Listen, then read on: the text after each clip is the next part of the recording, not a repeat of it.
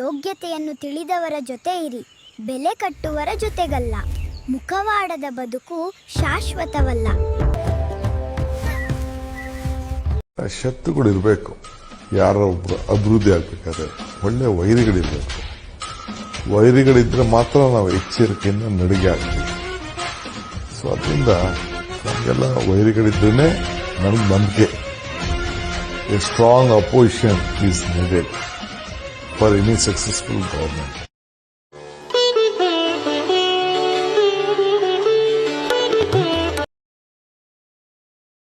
Match ನಡೀತು. ಅದರದ್ದು presentation ceremony ಈಗ ನಾವು ನಡೆಸ್ತಾ ಇದ್ದೇವೆ. ಇವತ್ತಿನ ಈ ಪ್ರೆಸೆಂಟೇಷನ್ ಸೆರೆಮನಿಗೆ ಅತಿಥಿಗಳ ರೂಪದಲ್ಲಿ ನಮ್ಮ ಜೊತೆಯಲ್ಲಿ ಜಾಲಿಹಾರ್ಸ್ ಟೈಗರ್ಸ್ ತಂಡದ ಮಾಲೀಕರು ದಂಪತಿಗಳು ಶ್ರೀಮತಿ ಬಸವರಾಜ್ ಜಾಲಿಯಾಳ್ ಮತ್ತು ಬಸವರಾಜ್ ಜಾಲಿಯಾಳ್ ಅವರು ಆಗಮಿಸಿದ್ದಾರೆ. ಹೋದ ಸಲನೂ ಸಹಿತ ಅವರು ಶ್ರೀಮತಿಯವರು ಯಾವುದೋ ಕಾರ್ಯಕ್ರಮಕ್ಕೆ ಬಂದಿದ್ದರು, ಅವ್ರ ಟೀಮ್ ಗೆದ್ದು ಹೋತು.